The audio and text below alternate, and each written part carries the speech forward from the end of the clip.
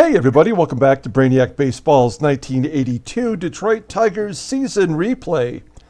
Today's matchup is between the Detroit Tigers and the Milwaukee Brewers at County Stadium. On the mound for Detroit is Jack Morris, whose record is 7-2 with a 2.66 ERA. And pitching for the Brewers today is Teddy Higuera, whose record is 5-3 with a 4.76 ERA. And yesterday, another horrible performance from our pitching staff, and we lost 11-5 to the Brew Crew. Not a good way to start the series off. We have a tough one again today. We do have Jack Morris on the mound, which is good, but we're facing another left-hander, Teddy Higuera, who's technically the Brewers' ace on that staff, so we know that's going to be a little bit challenging. What is going to be fun today is I'm finally going to present my case that Pete Vukovich, the Brewers pitcher who won the Cy Young in 1982, was undeserving of that award. Now, in this game, he's in the simulation, he's actually on the Cardinals, which was the team that he played for before he was traded to the Brewers. And of course, the Brewers won the American League pennant in 1982, losing the World Series to the Cardinals in 7 games. And so I've been wanting to do this for a while. I already have my case all planned out. It's indisputable. You're going to be 100% on my side once I break it down for you. So we're going to take a look at that once we get to the Brewers pitcher, Teddy Higuera today. Okay, so let's go ahead and get started with today's game. As always, I appreciate everyone following along. Like and or subscribe. We hit 200 subscribers just a couple of days ago. Thank you so much. Very exciting for me to hit that milestone. I never thought I'd get 200, let alone 20, but I appreciate it. And here's Jack Morris. As I mentioned, he is our ace, and he's on the mound today. The current Brewers lineup is batting .282 against him, so they hit him pretty well. Slugging percentage is not too high, though, so he's not giving up a lot of long balls. Gil Rondon will not be available in the bullpen today. We are keeping him there because we really need to give some bullpen innings to other pitchers at this point. Otherwise, I would have sent him back down. He walked 5 batters in that inning in the third yesterday. And yes, if you didn't already notice, Tom Filer is up and has replaced Bryn Smith in the number 5 spot. We won't see him until the Yankees series coming up, so we'll talk about him more at a later time. Okay, here's the lineup today against the lefty Teddy Higuera. I'm mixing and matching a little bit here. Andre Dawson not in the game. I don't really foresee him playing much. He's just so terrible. His OPS is under 600. I mean, it's so brutal. So we have Kevin Bass in center. We moved Rickey Henderson to left. Gibby's going to DH, and of course, Glenn Wilson will be in right field. We have the Brock Ness Monster. He is on the bench for John Mayberry at first base. So, otherwise, the regular Tigers are in that lineup. Let's go ahead and officially do the lineup rundown, and then we'll look at Teddy Higuera, and then we're going to talk about that 82 Cy Young Award. Okay, batting leadoff. At second base today is Lou Whitaker. Batting second in left field is Rickey Henderson. Batting third at third base is Mickey Hatcher. Batting cleanup and catching today is Lance Parrish. Batting fifth in right field is Glenn Wilson. Batting sixth at first base is John Mayberry. Batting seventh at shortstop is Alan Trammell. Batting 8th and DHing is Kirk Gibson. And batting 9th, playing center field, is Kevin Bass. All right, here we go, Teddy Higuera.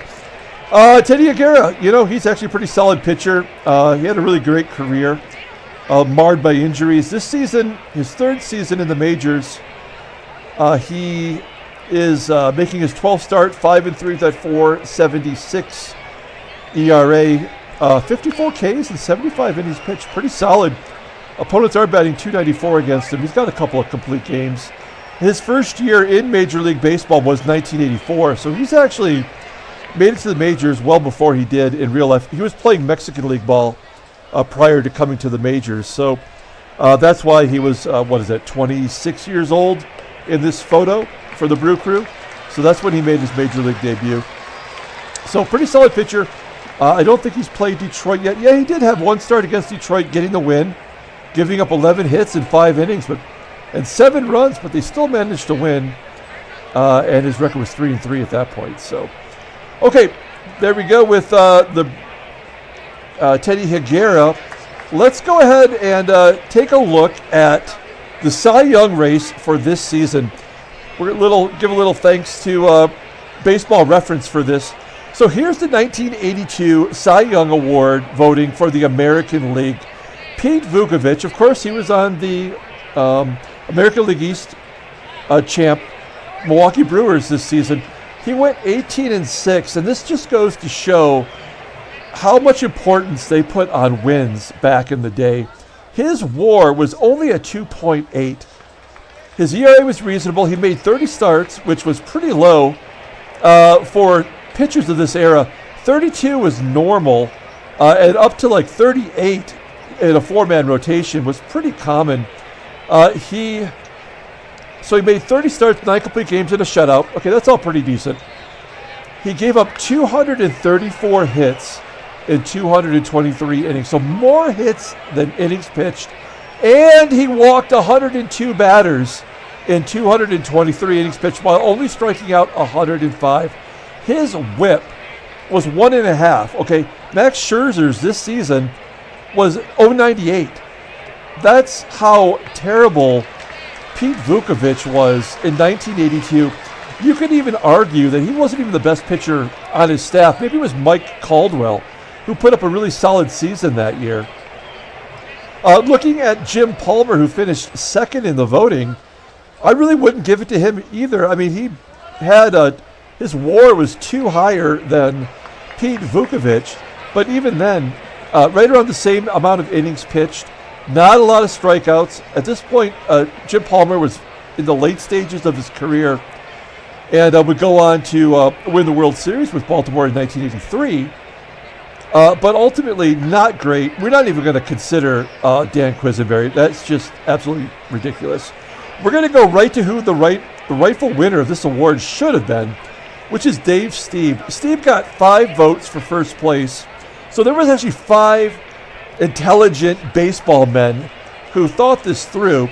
His WAR led the American League with a 7.6. Of course, his win-loss record sucked. He was on a terrible Toronto team. He went 17-14. He made 38 starts with an ERA lower than Pete Vukovich's. 19 complete games, 10 more than Vukovich, 4 more shutouts. Both led the American League. Led the league in innings pitched. Did also lead the league in hits, but it was 16 less than his innings pitched. So you have to give him credit there for controlling the hitters. He gave up over 100 runs. Okay, of course, that goes along with the innings pitched. 141 Ks, not a great ratio, admittedly. Faced the most batters, and his whip was like 25,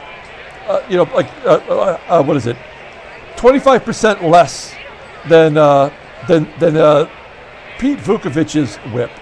So really just insane that Vukovich basically won that award because he was on the American League winning team and his win-loss percentage was at a 750. I mean, you could even make an argument that Dan Petrie could have been the Cy Young compared to Pete Vukovich, and he walked less batters, even though he walked 100. His whip was lower. I mean, it's crazy to think about. This is probably one of the bigger travesties in baseball that no one ever really talks about. I mean, people will say, Ted Williams batted .406 and lost the MVP award in 1941 to Joe DiMaggio in his hit streak. I guess you can kind of see that, but still, kind of a frustrating award. And of course, back in the 80s, they didn't really have all the metrics that we look at now. So somewhat forgivable, but definitely that award should go to Dave Stieb. There we go. Finally got it off my chest. I've been pissed off about it ever since I discovered it, and I'm glad we had a moment here to talk about it. So the only other great thing about Pete Vukovich is he had the famous line in Major League when he was the batter, and he said to the catcher, played by Tom Berenger, how's your wife and my kids? Here's a Sweet Lou leading off. After all of that bluster, Lou strikes out. One down. Here's Rickey, Henderson. Henderson, a ground ball, base hit. We are definitely not going to steal with Henderson. Charlie Moore is behind the plate. His rating is an 85. We're going to give Mickey Hatcher a chance to swing away here. He's batting .345 versus lefties, and he grounds into a double play as Hatcher's batting average drops to .325 on the season. We go to the bottom of the first. Here is the lineup rundown for the Brew Crew. Batting leadoff and playing first base is Bob Skube. Batting second at shortstop is Ed Romero. Batting third at second base is Paul Molitor.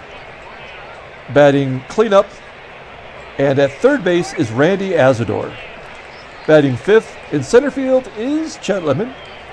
Batting sixth and DHing is Dave Sachs. Batting seventh in right field is Alan Cockrell. Batting eighth in left field is Doug Loman. And batting ninth and catching today is Charlie Moore. Jack Morris on the mound. He took the loss in his last start. Let's look at the log. Pitched really well, though. I mean, it was an error that really cost him the game. He only gave up 2 earned runs, but 6 runs total. He struck out 7, only had 6 hits. So pretty solid performance against the Indians. He has not faced Milwaukee this year. First time facing him. He's making his 11th start and has been pretty solid. He's starting to check up on his walks. He was a little out of control there for a while. Definitely a wild, even with the 4 wild pitches. But I think he's got it back in order. We just need to get the strikeout rate going. Taking a look here at the defensive alignment for the Brewers, the only real defensive liability is at first base with Bob Skube. I don't know why I said that. This is obviously Detroit's lineup. I'm so confused. It's because we skipped Milwaukee, and that's actually John Mayberry at first. And we know he's actually reasonable at first base. And then Morris, we talk about his wildness. He hits Skube to lead off the game.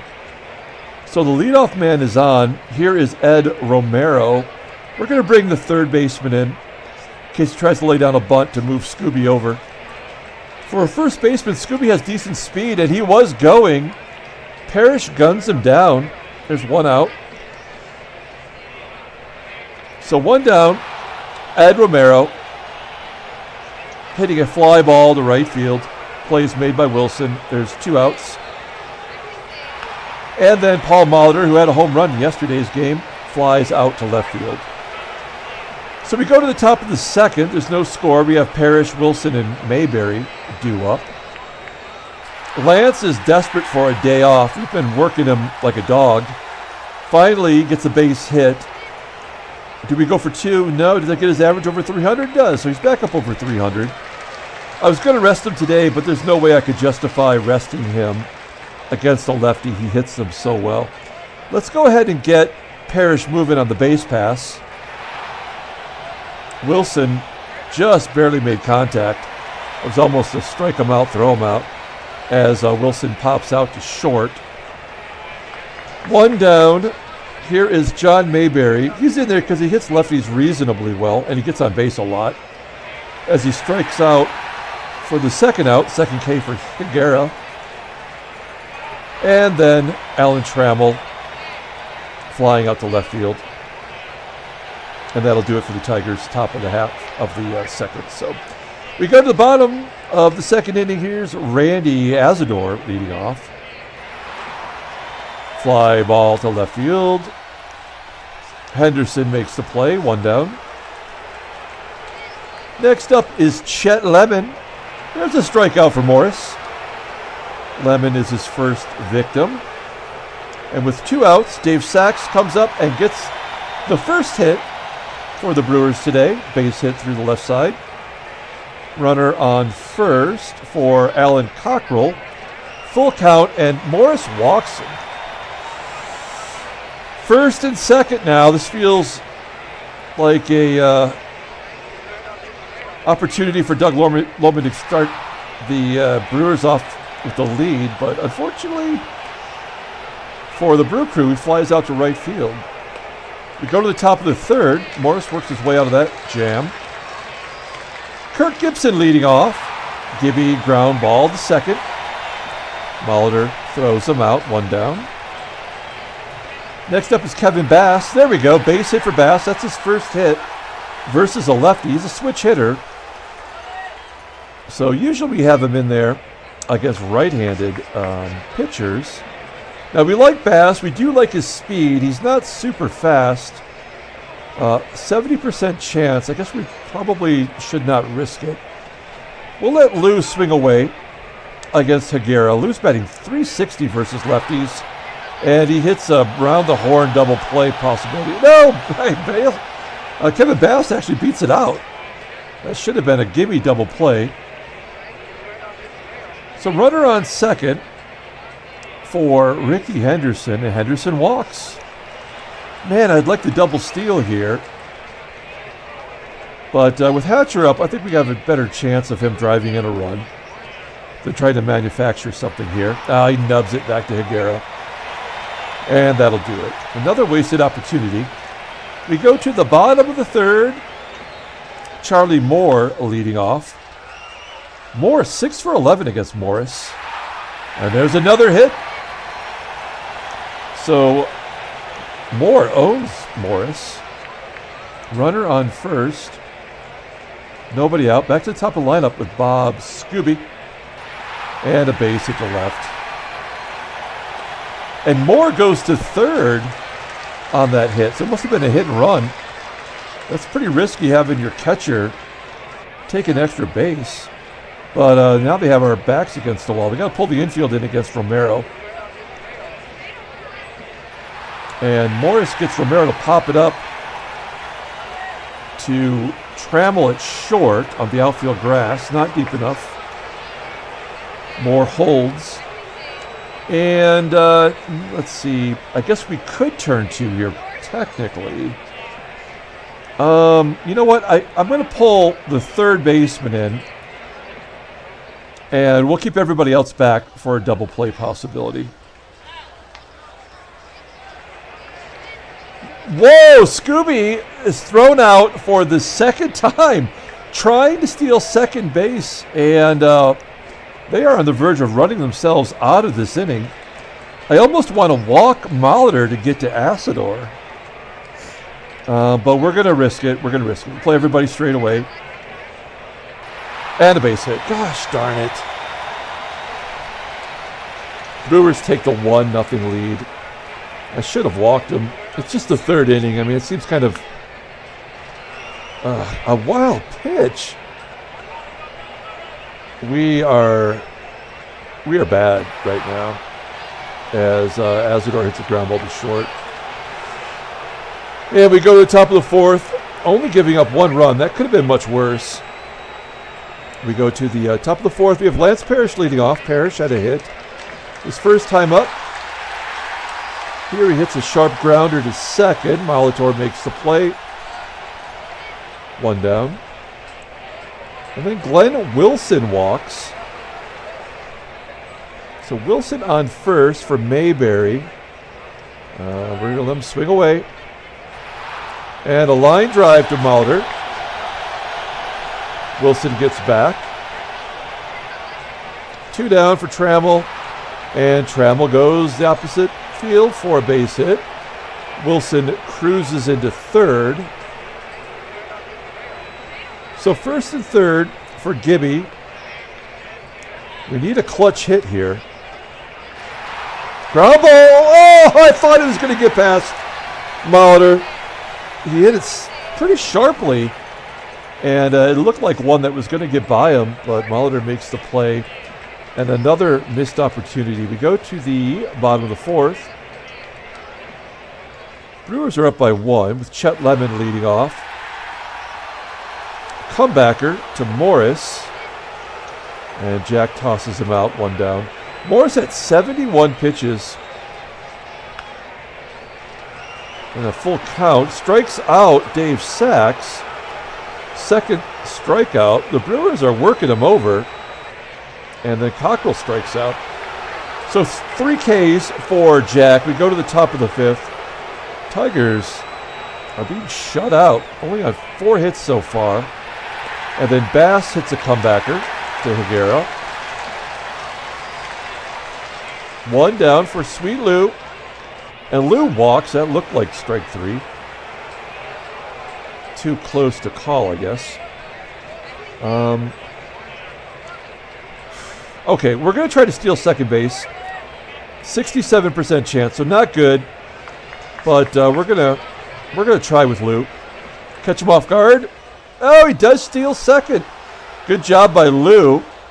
That is only his 4th stolen base on the season.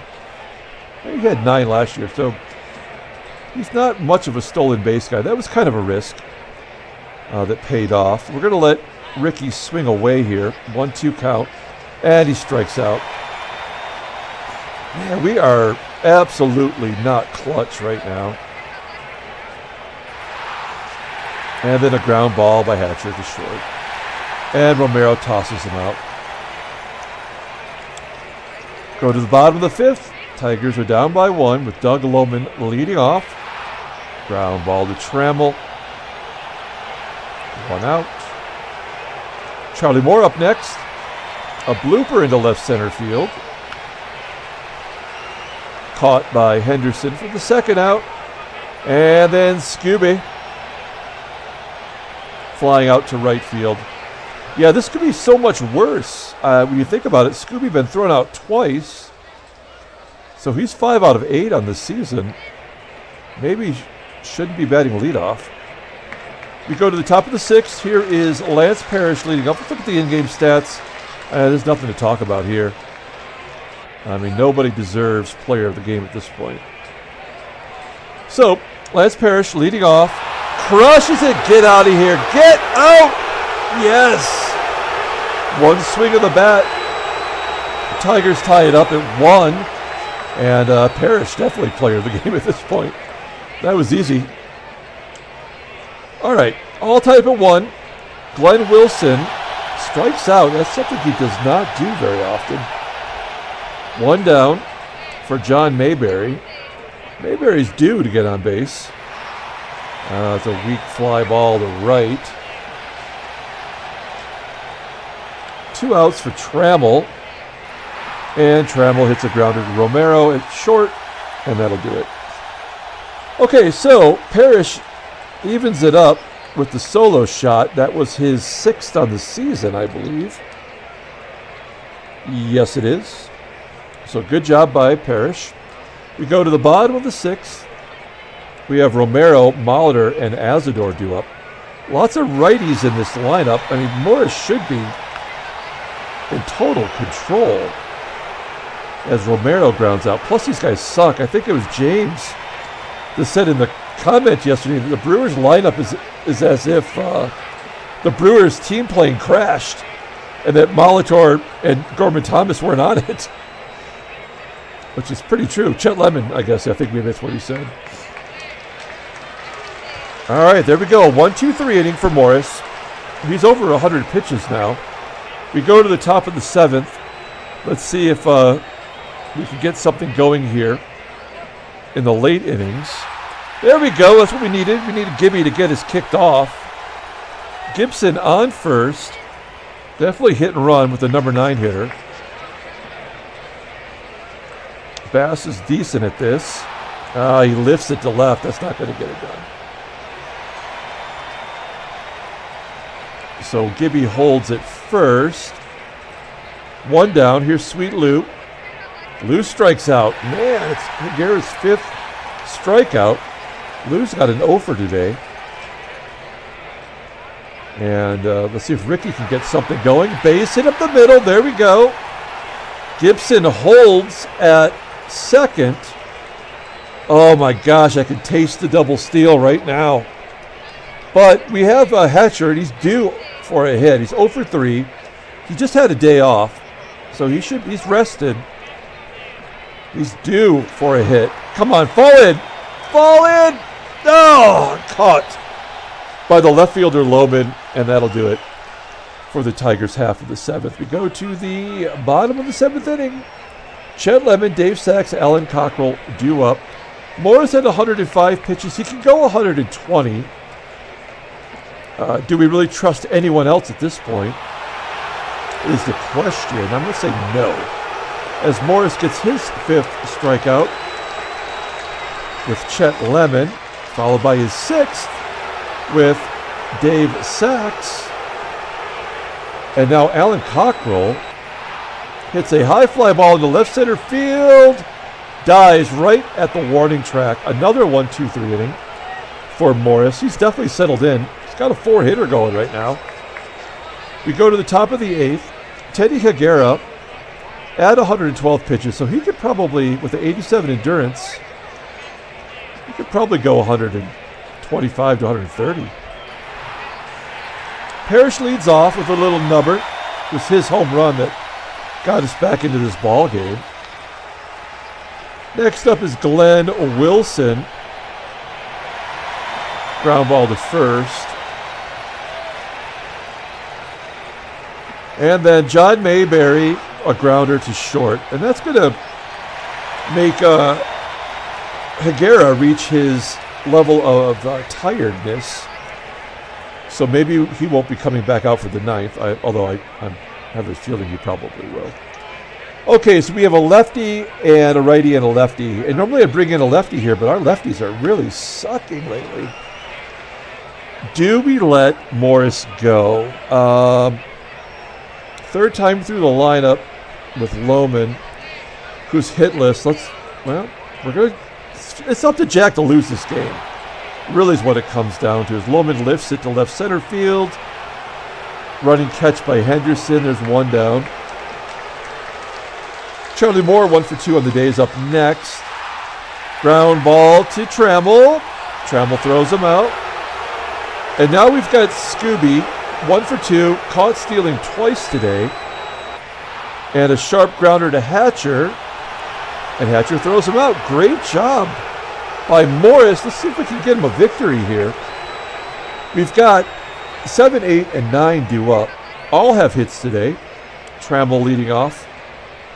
1 for 3. And a sharp ground, actually a line drive that gets past the third baseman. And Trammell has to hold with a base hit. So not a double. Okay. So this is absolutely a hit and run situation. Oh, they're going to bring in, I didn't even notice that. So they did bring in a lefty. Their closer, it's Frank Depino, and he has been awful. 19th appearance, 2-3, with a 7.02 ERA. Opponents are batting .324 against him. He does seem to strike out a lot of batters. 5 saves and 2 blueys. So not great. Doesn't have a heavy fastball either. Okay, we're still going to hit and run. It's lefty on lefty. I don't feel good about that with Gibby. But we're gonna trust our instincts. Oh, he strikes out, and Trammell steals second base. Oh, just a swing and a miss. Okay, so it wasn't a strikeout. I'd be a terrible real announcer. I'd be like, yeah, he's out, and then he's hit a home run. Ground ball by Gibby will move Trammell into scoring position at third. Boston will bring their infield in for Kevin Bass. Do we have someone better on the bench? I mean, you'd think Dawson would be clutch here, but then he'd be in the game if he was better than Kevin Bass. And I'm not sure that he is right now, to be honest. So Kevin Bass batting right-handed. Just hit it to the outfield. We'll take the lead right here. There we go. Good job, Bass. That'll get the run in. Trammell tags up and scores, and it's 2-1 Detroit. So 2 down. Bases are cleared for Sweet Lou, and Lou walks. Frank Depino really struggling in the closer's role as Henderson hits a grounder to third, and that'll do it. Okay, Morris at 125 pitches. I mean, do we bring in the closer? That's what we should do. But we got Romero, Molitor, and Asadoor, and the only person we're concerned about is Molitor, I should say. So we're gonna let Morris go. I feel confident about that. We are going to bring in Greg Brock at first, though. Brock has been hitting poorly, but he's clearly the best defensive first baseman we have. So thank you for your services, John Mayberry. Okay, Ed Romero. Ground ball, base hit past Brock at first. And Morris is officially tired. Oh, man. You know he's going to be stealing. All right, we've started it.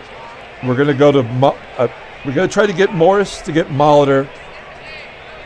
Keep everybody back for a double play, and Romero steals second base. And Molitor now, it's an 0-1 count. I mean, we have to pitch to him. We're not going to take him out now. I guess we got to bring the outfield in against Molitor. And he strikes him out. Now that is clutch. Nicely done, Jack. Okay, I'm thinking this through. Asadoor has some power, but he's a terrible, terrible hitter. Batting .232. Morris is definitely getting tired. We're going to bring the outfield in again. Try to keep any base hit in front of us and prevent Romero from scoring is the thought. There's a high fly ball to center field. Play is made. That was about as deep as you can go here. 382 feet. Romero on third. And now it's going to be up to Chet Lemon, batting .215 versus righties. 2 for 17 in his career versus Morris. And Romero is just 90 feet away. So, yeah, I mean, we're just going to go for it. This is Morris's highest pitch count of the season. 1-2. No, that's going to tie it up. Off the wall into right center field. Lemon with an RBI double. And that's it for Morris. Once again, his third start this season of 8 2/3 innings. And we're going to have to bring in Weaver now. I knew I was pressing my luck, but, I mean, I still feel like I should leave Morris in there instead of having Weaver pitch. But we're gonna have him face Dave Sachs. Sachs 1 for 3 against him. This could be the ball game right here. A 1-1 count. And Sachs hits a fly ball into center field, handled by Bass. And that's going to do it. Unbelievable. Clutch moment there from Lemon. And we got some free baseball with Doug Jones on the mound now. They're going to bring in the righty. He's 24 years old, but he's always looked like he's in his 40s. This is his 8th appearance. You'd think he'd have the closing duties, but he's been terrible also this season. So he's given up a couple long balls. He's blown 2 saves. Not been good. So we've got Hatcher, Parrish, and Wilson due up. Ground ball by Hatcher. Hatcher, a rare 0 for 5 today. Next up is Lance Parrish. Parrish walks. So that is the go-ahead run at first.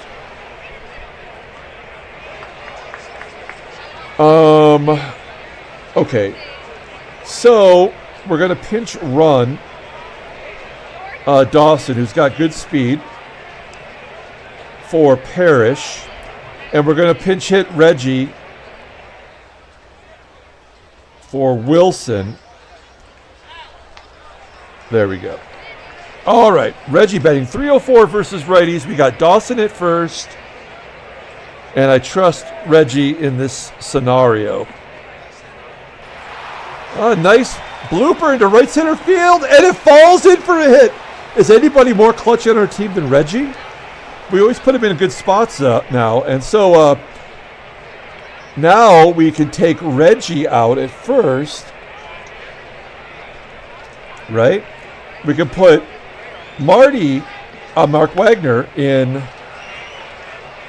here. We've got Brock up. We have enough people we can make this work. Okay, so we have some better speed. We have Brock due up. Brock, give us a fly ball to the outfield, Brock. That's all we're asking, buddy.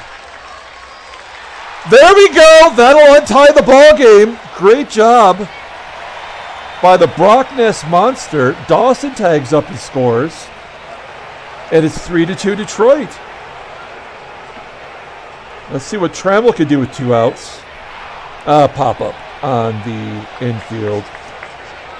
And that'll be the 3rd out. So now we need to do some defensive changes here. Okay. So we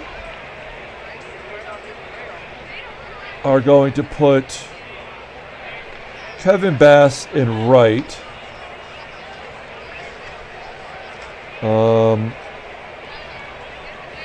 Brock is at first, and the catcher will be Marty Castillo, having a Marty party in extra innings. Okay, that looks good. There we go. We look solid. Now, Weaver in line to get the win, and I hate to bring in a new pitcher here, but also my theory that you don't bring a reliever back out for a second inning. It frightens me in this moment. So here's Alan Cockrell leading off against Roger Weaver, and Cockrell hits a fly ball into center field. There's 1 down. Going to face the lefty, Doug Loman. 3-2 count. And that's a high fly ball to center. Dawson. Oh, Dawson drops the ball. Come on. Total bullshit. As Loman is on second base. And we are incapable of winning right now. Outfield's got to be pulled in. I mean, I could walk more to get to the lefty and then bring in a lefty. But we're not going to do that. Okay. So Charlie Moore batting .237 versus righties. He's 1 for 3 against Weaver.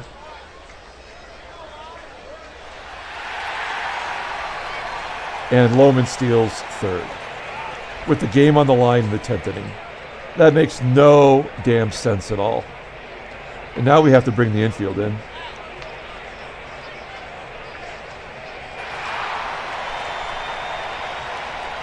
Base hit for Moore. That's a double. So now we intentionally walk Skube. It's so freaking stupid. First and second, 1 out. We're going to bring the outfield in. Everybody's at double play depth.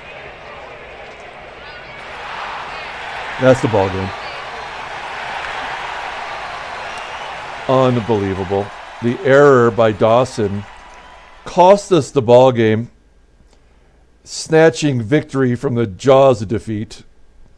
And let's take a look at the standings here.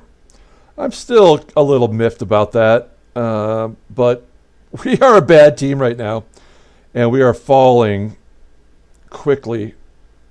We're 1.5 back now, Baltimore. The transactions, Cleveland's pitcher Don Collins out for 5 weeks. Steve Busby maybe missed a start for the first place Kansas City Royals. Let's pull the box score and get out of here. We are now 4 games under 500 this month of May. Player of the game. I mean, I'm so pissed off right now. I don't think anyone really deserves it. I mean, Parrish hit the home run, but I guess we're going to give it to Morris, who his offense did not help him out. It's going to be Jack. We're going to give him his player of the game here. What a total bummer. Andre Dawson cost us that win. Roger Weaver goes to 0-4 in relief. Doug Jones gets the win. He's 1-2. And every time they needed a big hit, the Brewers came through. And every time we needed a big hit, we got a sacrifice fly. And that's the difference. So, all right, we're going to come back tomorrow for Game 3 of the 3-game series. Until then, everyone, have a great day.